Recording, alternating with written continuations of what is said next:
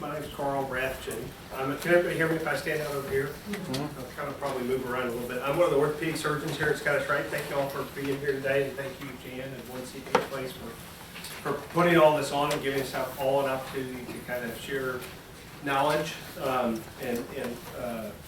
managing children with neurologic differences. And so Jan has asked me to talk about the management of the hip and the spine, and I am really kind of happy to do that. Most of the hip and spine problems are in the children with more involvement, and so what's often called spastic quadriplegia. But what is probably a better terminology or classification scale, and some of you may or may not be familiar with this, is what we call the gross motor function classification scale. And you can see the pictures, I think, really are worth 1,000 words. You know, over here on the side, it kind of tells you what level. And so most of the time when you have hip and spine problems, it's going to be in the more severely neurologically involved children, the GCMS 4s and 3s, or 4s and 5s. The 3s will also sometimes have hip problems, but probably less likely to have scoliosis and spine problems. So I'm going to talk first about hip subluxation. A lot of what I talk about probably translates into scoliosis and to spine deformity too. The incidence varies. It could be as high as half of the kids with a higher level functioning. 90% of the kids who have hip instability are non-ambulators, and it's more common in institutionalized versus home patients. And the main diagnosis is probably 7, but probably that's based a little bit on how closely you look and how often you take x-rays and what do you require to make the diagnosis on x-rays. So a lot of times I say there's lumpers and there's splitters, and the lumpers kind of go, oh yeah, it's more or less okay, maybe it's starting to get a little abnormal, and the splitters are going to put a number on it and watch the number every time. And so to some extent it depends on how you define it. This is what it looks like. What's it look like on the x-ray? So the hip is a ball and socket joint. So this one is of the ones that are up here, this is probably the most normal one. So here's the ball and here's the socket, okay? And you can see here the ball doesn't really appear to be in the socket, okay? And then here's another example of a ball and the socket was down here and you can see it sliding out. And your doctor may put a bunch of different lines on there and measure a bunch of different angles to kind of help them understand, you know, how severe it is, or which is it getting better, worse, or staying the same over time. And that's what some of these markings are. So what's the history of hip subluxation? And it's variable, and so it's not the same for every child, right? And one of the things is when you're teaching orthopedic surgeons about this, it's important for them to know that it's 10% of the time or 90% of the time. But when you're talking to families about this, it's more binary, right? It's either 0 or 100%, right? Because it is either your child and your life and your experience, or it's not, you know? But ambulatory patients may have pain when they walk on a subluxed hip. Some, if it gets progressive, they may stop walking either because of pain or because of just the instability and the increased muscle effort it takes as they walk. The hip, as it dislocates, gets stiff, and so it decreased abduction, which is when your hip is out here, it's abducted, and it usually doesn't externally rotate as much, and sometimes it gets stuck up like this. It kind of gets stuck in this position. That can make it difficult to put on clothes. It can make it difficult to sit in a chair. It can be painful. It can make it difficult to change a diaper or to do personal hygiene. And if it's painful, it may lead to sleeping difficulties. One of the things that as orthopedists, right, a lot of times families come to us and it's kind of easy to see a hip that's like this or scoliosis, right? And so what we see depends on what we look for, right? And so everybody comes in and they're unhappy, right? There's something wrong, right? And you can see the hip and you can see the spine. And so the reflex reaction oftentimes is fix the hip, fix the spine, okay? But what you have to remember is there's a difference between what we are allowed to see or what's readily in front of us and what the reality is, okay? And so For me as an orthopedic surgeon, one of the first things that I do when I'm in that scenario is, kind of tap the brakes. And sometimes I feel like I'm tapping the brakes. I think the family feels like I slammed on them and they went out the window, right? But you got to kind of tap the brakes and kind of search, right, for what is it that we're unhappy about, what is it that we want to change. So you guys have all seen this. Is this the nose and the chin of an old woman, or the ear and the nose of a young woman, right? And so it really kind of depends on what you're seeing. And I can tell you that the developmental pediatricians and the neurologists and the orthopedic surgeons and the parents all kind of see, a different part of the child, right? And so we need to all listen, right, and to one another and kind of figure out what it is. And one of the things that I always explain to families of children with neurologic differences is there are things in medicine we can cure, and there's things in medicine we can manage, right? So if you have appendicitis, right, you take out your appendix, you're probably cured, and you don't need your appendix, right? Neurologic differences we don't have a cure for, okay? So we are by definition managing them, all right? And so I kind of start with when somebody comes in and says, I want you to fix the hip, the first question I ask is why, right? And then we kind of have to start working backwards to figure out what are the symptoms, right? Because if we're not curing something, we are by definition managing symptoms, right? So hip dislocation, scoliosis in kids with neurologic difference, to me, is no different than headache, right? Sometimes I have a headache and I just ignore it. Sometimes I have a headache because I haven't had my morning coffee and I have a cup of coffee, right? Sometimes I have a headache and I got to take some aspirin or a Tylenol, right? And sometimes if I have a migraine, I may go lie down in a dark room for an hour and a half with cold cloth in my hand, right? So not every headache gets the same treatment, and not every hip subluxation should get the same treatment. And so really for both scoliosis and hips, we really have two choices, watching and surgery, okay? Unfortunately, there's not a lot of evidence that other things are going to affect the natural history of either one of those conditions. And so when we talk about the hips, reasons we operate, okay, it may never develop symptoms, okay? Or it may have and it has an unclear relationship to scoliosis. There are some people who feel that every hip should be put in. There's some, I trained in one of them in San Diego. They feel that if the child has you treat the x-ray, not the child. And that's not wrong, but that's an opinion, right?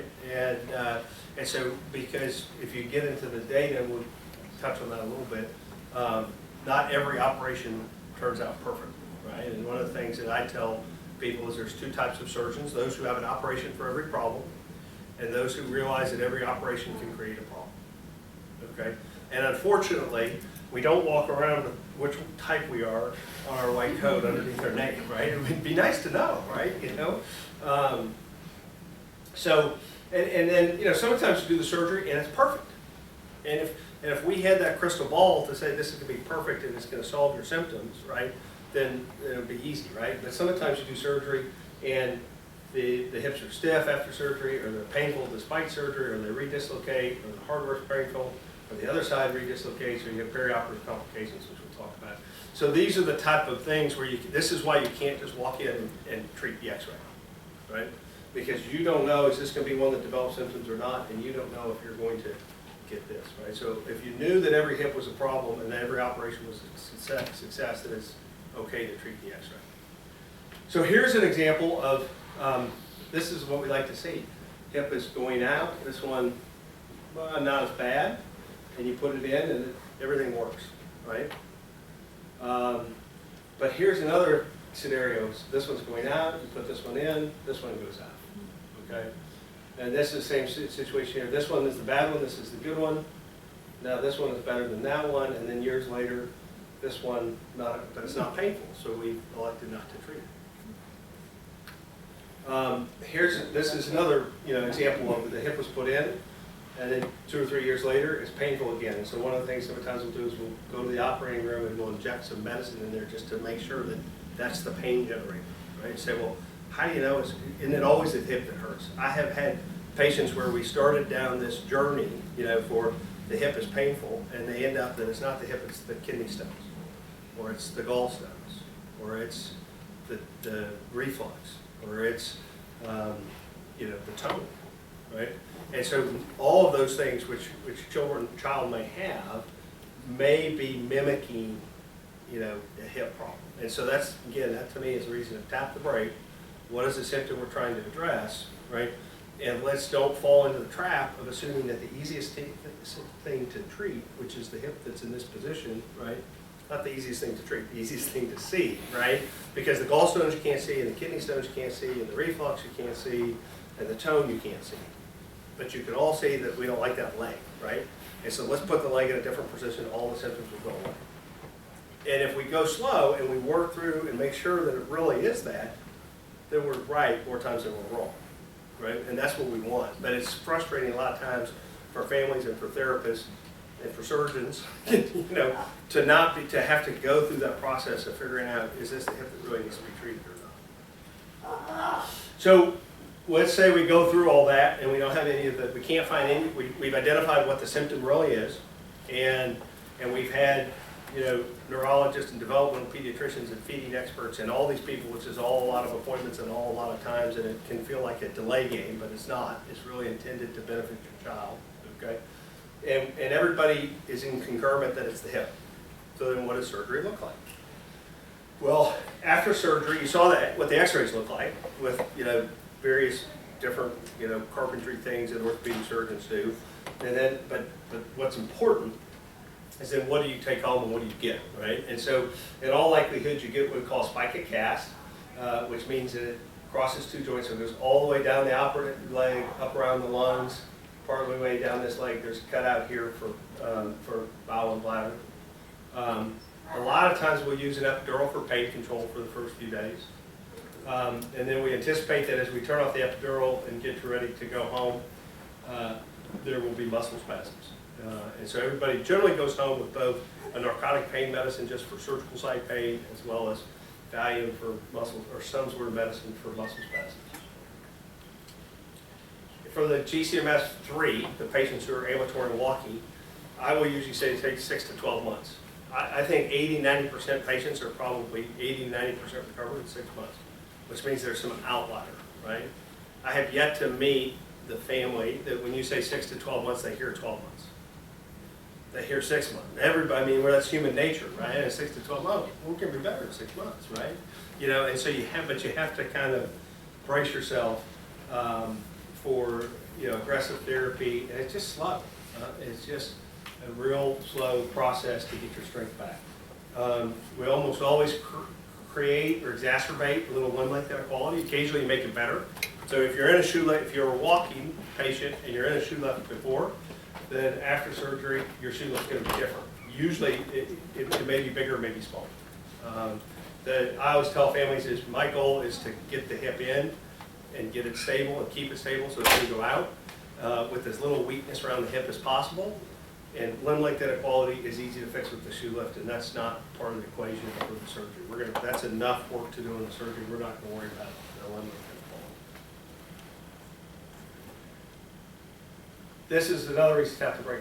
Complications, which are bleeding, made worse by seizure medicines, aspiration, pneumonia, made worse by the spica cast, failure of fixation, made worse by weak bone, pathologic fracture, which is a fracture either at the end of the knee when they stand up to walk, or you start putting them in therapy again, or a fracture at the end of the plate.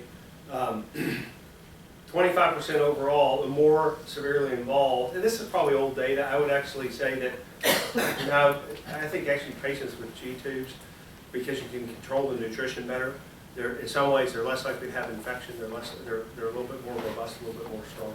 But certainly it depends on what you take. You know, if you're taking patients with G-tubes that are GCMS5, right, and comparing them to GCMS3, those are really two different patient sets. And so if you really wanted to look at complications, you should really look more at the neurologic level. So move a little bit to scoliosis. It is common in non-ambulatory patients, but uncommon in patients who can walk. Unfortunately, there's no role for bracing in this patient group, and they said is bracing as you think about like a plastic jacket. One of the things that I say in this group is what we do is we put the brace in the chair, okay? And so the supports in the chair and the seating system can essentially function as the brace. The big concerns with scoliosis are pulmonary function and seating comfort, okay?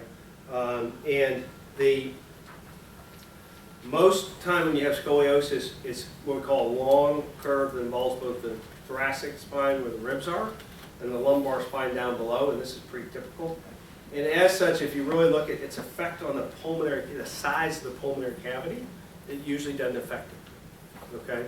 So how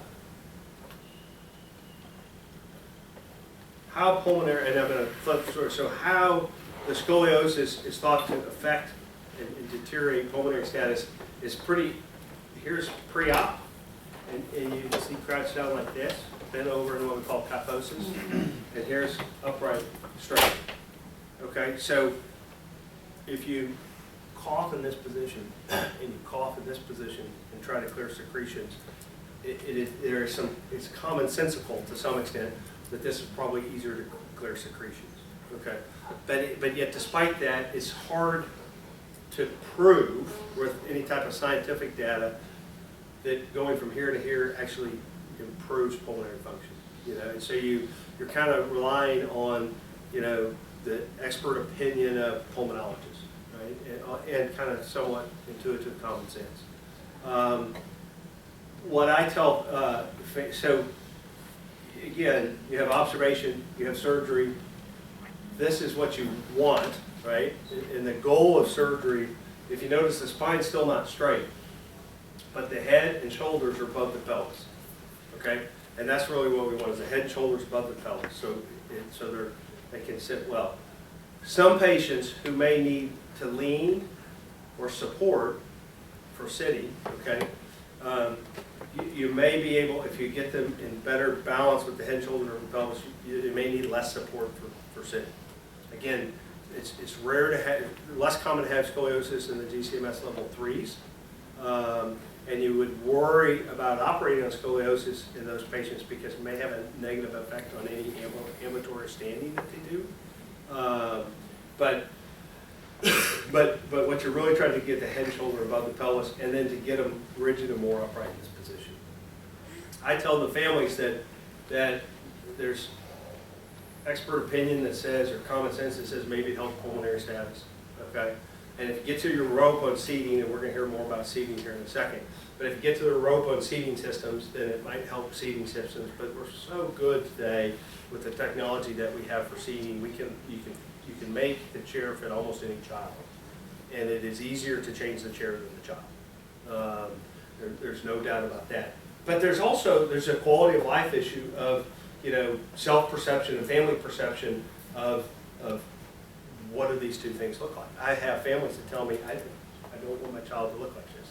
That my child sits up like this, they go out more with our family, right? And to me, that is a perfectly acceptable symptom to treat. But again, it is defining what is the symptom you're treating, and it's all about expectations, right? And that the kind of really understanding what you're doing. Because, you know, I mean, spine surgery is even, you know, worse than hip surgery when it comes to recovery and complications. So here's a boy who's, you know, they operated on someplace else, and you know, the rods have migrated out of the pelvis, and if you look here, they're almost sticking up in his back, and he looks kind of malnourished and cachectic. And so here, this was probably only 3 or 4 months post-op. He has to have another big operation, you know, again, to kind of get things straight. And you know, and I'd like to say, oh, this was all because somebody else did it, but any surgeon that says that is not being honest. We all can show our own complications. In summary, for spine surgery, you know, really, well, for both, I think this is there on both of them. I think these could be the most difficult procedures your child undergoes. The recovery usually takes 6 to 12 months. I think these big orthopedic operations will change the tone in your child, and usually when they change their tone, they don't sleep as well. And when they don't sleep as well, it's hard for the parents and the caregivers. And I think it takes, on average, about 6 months for them to get their mojo back, you know, until they're kind of back to their normal routine. Now And I'll tell you this, there may be 50% of the time, it's 2 or 3 months, right? And I have had, once or twice, I've had parents come in and say, when does it get hard, right? I'm like, well, they're on this end of the bell curve where the recovery was very easy, right? I fortunately very rarely have somebody come in and say, you didn't tell me it was going to be that hard, because to me that's a failure of my job, right? And I think most of the time I'm in that sweet spot of, you know, it's tough. I mean, one of the things that I tell families is, whether it's hips or spine, it's like going on a long journey. And a child with severe neurologic involvement has a small gas tank, right? And if you try to go a long distance on a small tank, you may run out of gas, right? And when your kid runs out of gas, you're going to be the one that has to pick them up and start walking back to get gas, right? And usually the first person you're going to meet is your surgeon, right? So you better like each other. Because it just is going to happen, you know, and I wish we could avoid it, but we can't. I think with, so to me, it is all about treating the child and not the x-ray, and really kind of finding out what is the symptom, what is the goal, right? And kind of battering down, because there is, I think, a lot of stuff out there that you have to do this, right? But there's not a lot of evidence that says that this surgery prolongs the quantity of life in children. And I think in some children, it can prolong the quality of life, right? But I worry that in some children it can shorten the quantity of life and worsen the quality of life if you don't, as it says up there, measure twice, cut once, right? You've got to really be careful that you really have figured out exactly why you're doing it and maximized everything from a medical, nutritional standpoint and a family education standpoint, because I think if you get far enough along on that educational curve, you're probably going to, when you do have complications, they will be easier to overcome. The big thing on the hip, I think, is that the spica cast can cause pulmonary problems, which seems counterintuitive. And then just this kind of thought of, well, we have to treat the x-ray because it's getting worse, right? You know, there's a lot of evidence that says 50 to 75% of hips that dislocate don't become painful. So can you treat it when it becomes painful, or if it becomes painful? And then you have to have that conversation with your surgeon, because you can't treat every patient. And there's always a treatment, but they're different treatments. And it's different if they're, depending on how ambulatory they are. One last thing I say about spine surgery is, one of my partners says, before you operate on a child with cerebral palsy and scoliosis, they're kind of like a slinky. And you know, the family, the caregivers can roll them up and move them from place A to place B, and relatively easy. And then you do the spine surgery, and they brought in a slinky and they leave with an ironing board. Okay? And now all of a sudden, you know, and it's harder, you know, to lift weight, you know, if you can do this, it's much harder to lift weight if it's out here like this, because the moment arm is bigger. And so it takes more force to combat the moment arm. So, you know, you may end up with a lift at home that you didn't have before, right? And I tell families, I said, I hope that everything is better after scoliosis surgery, and if it is, I will take all the credit. I said, but if you come back and you tell me that something's harder, I'm going to say, well, of course it is. I told you that was going to happen, right? I mean, so you just have to be aware and be educated that it's a tough, long process. So I think that's all I have. There's going to be a Q&A session at the end, but I just wanted you to answer a couple questions. Sure. Just because one was that I just had a couple that I wanted, because I didn't see it anywhere. Is there a specific age where parents should be wary? I mean, let's say everything's going great, there's no scoliosis. So at what age are they out of the woods, I guess, for not getting scoliosis if they don't have it by a certain age? You know, the scoliosis it's a great question. In kids with neurologic conditions with cerebral palsy, usually shows up, you know, let me back up. Scoliosis is like fever. There's a lot of things that cause it, right? And so when you say scoliosis to most people in your community, they will think of, you know, middle school age girls without any neurologic impairment, right? And that's what we call adolescent scoliosis, right? And this type of scoliosis, you know, CP and scoliosis, totally different chemical. Generally, it starts in younger children, so you're much more likely to see it in the first decade of life. Sometimes usually it starts to show up probably between 4 and 8, and it can be managed with the seeding system. and then the second growth spurt, which in some kids with cerebral palsy is a little bit later, right? But you have to be through the second growth spurt, right? And interestingly, with the adolescent growth spurt, the thing that grows first is your foot, right? And so if all of a sudden they're wearing adult-sized shoes and you don't have scoliosis, you're probably out of the woods, right? If girls have started their menses, and again, in the neurologic involved kids, there's a lot of other things that may contribute to that. But if girls have started their menses and their secondary sexual characteristics and they don't have any scoliosis, then they're unlikely to have it. So if your boys are starting to get what I call dad hair, I mean, if you look at their legs and they kind of have man hair on their legs, and they're probably grown enough that they don't have it. So it has to do with the timing. There's no age specific as much as it is where are they on their adolescent growth spurt. And the other one was same thing sort of with the hips, in the sense that sometimes it can seem like the hips are going to be fine, and then the back starts curving, right? And then the hip comes out again. So then do you still go back in and fix the hip? Yeah. So there is it is a Ford Chevy debate when you talk to orthopedic surgeons about does the hip going out make the scoliosis, or the scoliosis make the hip go out? And the truth of the matter is yes. In all three, right? I mean, they're true unrelated. In some patients, and they may be true related in others, but it's not predictable enough that we can say, with any certainty that it's one way or another.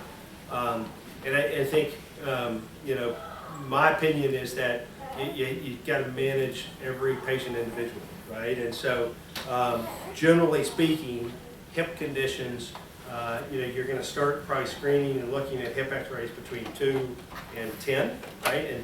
And so that's more of the first decade of life. And, if you're at the end of the first decade of life and don't have any scoliosis, you're probably not going to have it. It's kind of, everybody probably has to, you almost take an x-ray to watch the hips, between 2 and 10, because you can't see it until it's too late, or at least it's well established. The scoliosis is a little bit easier to examine the spine, and if you're 8 or 9 or 10 and you don't have scoliosis, you're probably not going to get it. Like everything else, it's a bell-shaped curve, and so there's some that will develop very young and some that will develop very young. We have time for one more question before we have to switch to the next.